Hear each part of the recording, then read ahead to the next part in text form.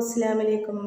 അപ്പോഴേ നമ്മുടെ ജസ്ന സലീം ഇന്നലെ ഒരു വീഡിയോ ഇട്ടുണ്ടായിരുന്നു എന്ന് മാത്രമല്ല ഒരു പോസ്റ്റ് ഇട്ടുണ്ടായിരുന്നു. അപ്പോൾ ആ പോസ്റ്റിൽ പറയുന്ന കാര്യങ്ങൾ ഞാനൊന്ന് പറയാം കേട്ടോ. ജസ്ന സലീം എന്ന വ്യക്തി ഒരു മുസ്ലിം ജിഹാദി ക്ഷേത്രങ്ങളിൽ കയറി വീഡിയോ ഷൂട്ട് നടത്തി ഹിന്ദു സമാജത്തെയും വിശ്വാസികളെയും വെല്ലുവിളിക്കുന്നു. അധികം വൈകാതെ ഇവൾ ഹൈന്ദവ വിശ്വാസികളുടെ കൈയുടെ ചൂട് നല്ലതുപോലെ അറിയാൻ സാധ്യതയുണ്ട്. ഹിന്ദു സമാജത്തിലെ ചുണക്കുട്ടികൾ ഇവളുടെ വീട്ടിൽ കയറി അറിയിക്കുന്ന ചടങ്ങ് വേണ്ടി വന്നേക്കാം എന്ന് ഭീഷണിയുമായി സംഘപരിവാർ നേതാവ് അഡ്വക്കേറ്റ് കൃഷ്ണരാജ്. അപ്പോൾ ഈ അഡ്വക്കേറ്റ് കൃഷ്ണരാജ് എന്ന് പറയുന്ന വ്യക്തി വേറെ ഒന്നുകൊണ്ടല്ല ഇങ്ങനെ ഒരു പോസ്റ്റ് ഇട്ടതും ഇങ്ങനെ ഒരു മുന്നറിയിപ്പ് അവൾക്ക് കൊടുത്തതും.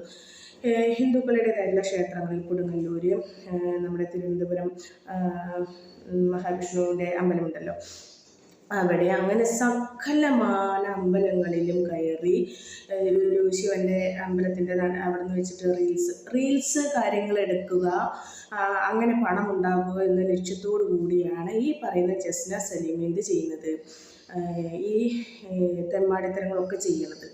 അപ്പോൾ അവൾ ഇതിൽ കുറച്ച് കാര്യങ്ങൾ പറഞ്ഞിട്ടുണ്ട്. അതൊരു എന്താ പറയുക, വേറൊന്നുമല്ല.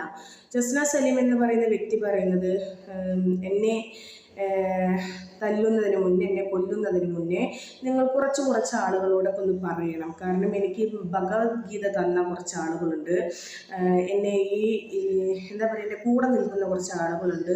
സുരേഷ് ഗോപി, സുരേന്ദ്രേട്ടൻ, M T Vasudevan Nair, M T Vasudevan, പിന്നെ നമ്മുടെ കുമ്മനം രാജശേഖരൻ, അതിലുപരി ഇന്ത്യൻ പ്രധാനമന്ത്രി. അപ്പോൾ ജസ്ന സലീമിനെ ഇങ്ങനെയുള്ള കാര്യങ്ങളെല്ലാം ചെയ്യുവാൻ വേണ്ടി ഇവരെല്ലാം ഒത്താശ ചെയ്തു കൊടുക്കുന്നു എന്നാണ് ഇവള് തന്നെ പറഞ്ഞു വെക്കുന്നത്. അതുകൊണ്ട് തന്നെ ഇവള് പറയുന്നുണ്ട്, ഞാൻ കൃഷ്ണനെ വരെ നിർത്താനും പോകുന്നില്ല, ചെയ്യാനും പോകുന്നില്ല എന്ന്. അപ്പം അത് ഞാനിവിടെ വെക്കാട്ടോ. ഭയന്നിട്ട് ജസ്ന കൃഷ്ണനെ വരെ നിർത്താനും പോകുന്നില്ല, ബാക്കിയുള്ള കാര്യങ്ങളും പോകുന്നില്ല. ഇനി ബാക്കിയുള്ളത് എന്ന് പറയുമ്പോൾ നിങ്ങൾ അവിടെ പലതും കൂട്ടിച്ചേർത്തോളൂ. അപ്പോ ഈ ചുണക്കുട്ടികള് ഈ വീടിന്റെ മുമ്പിലൊക്കെ വന്ന് ബോംബൊക്കെ എറിഞ്ഞിട്ട് പോകാ വെച്ചാൽ എനിക്കൊന്നും ചെയ്യാൻ പറ്റൂല. ഇനി വീട്ടിൽ കയറിയിട്ട് കുത്തേ വെട്ടേ മാന്തിയൊക്കെ ചെയ്യാച്ചാല് ഒരു കാര്യങ്ങൾ ആ ചുണക്കുട്ടികളോട് പറഞ്ഞു കൊടുക്കണം. വീട്ടിൽ ആരെയെങ്കിലും അറിയിച്ചിട്ട് ജസ്നയുടെ വീട്ടിൽ കാല് കുത്താന്. ജസ്നക്ക് ജീവൻ ഉണ്ടെങ്കിൽ അഡ്വക്കേറ്റെ പറഞ്ഞയക്കുന്ന ആള് ജീവനോടൊക്കെ ഇവിടുന്ന് പോവില്ല.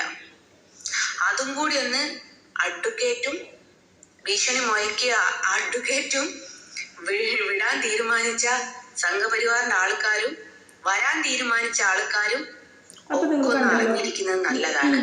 ഞാൻ കൃഷ്ണനെ വരെ നിർത്താനും പോകുന്നില്ല, ബാക്കി നിങ്ങൾ ഊഹിച്ചെടുത്തോളാനാണ് പറഞ്ഞത്. അപ്പോൾ ഇവൾക്ക് അഹങ്കാരമല്ലേ, അഹങ്കാരം എന്ന് തന്നെ പറയാം. എന്നെ ആരും ഒന്നും ചെയ്യില്ല, ഞാൻ ഇനിയും എനിക്ക് ഇഷ്ടമുള്ളതുപോലെ ഇഷ്ടമുള്ള അമ്പലങ്ങളിൽ ഞാൻ പോകും, റീൽസ് എടുക്കും, ഞാൻ അതിനെ വെച്ച് പണം ഉണ്ടാക്കും, ഞാൻ കണ്ണനെ വരയ്ക്കും. കണ്ണനെയൊക്കെ വരച്ചോട്ടെ, നോ പ്രോബ്ലം. അവളെ തൊഴിലായിട്ടാണ് കാണുന്നതെങ്കിൽ അത് അങ്ങനെ തന്നെ ആയിക്കോട്ടെ.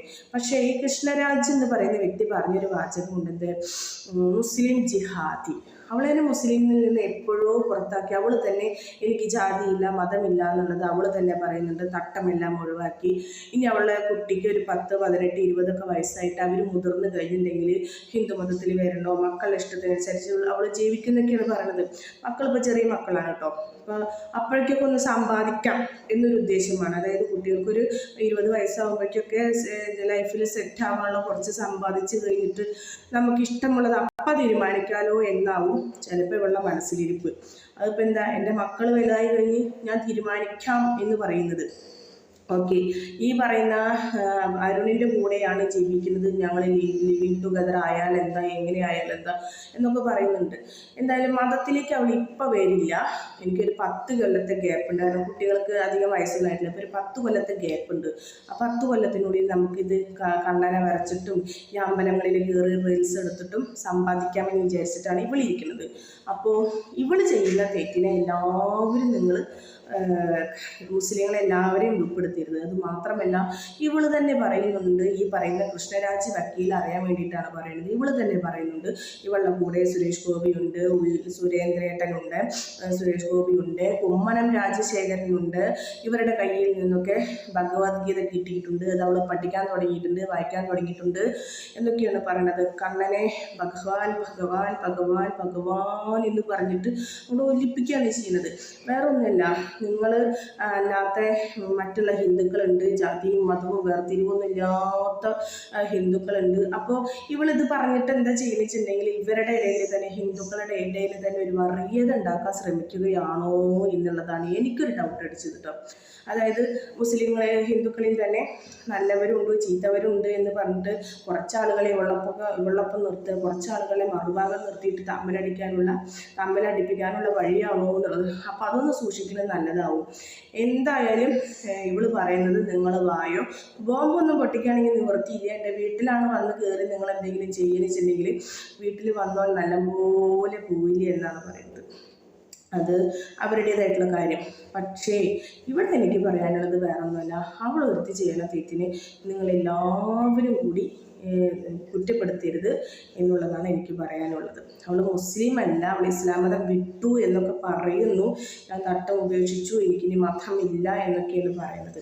അപ്പോൾ അത് നിയമപരമായി പോവുക. വെല്ലുവിളികളാണെന്നുണ്ടെങ്കിൽ അതിനനുസരിച്ച്, പക്ഷെ എല്ലാവരെയും അതിൽ ഉൾപ്പെടുത്തരുതെന്നാണ് എനിക്ക് പറയാനുള്ളത്.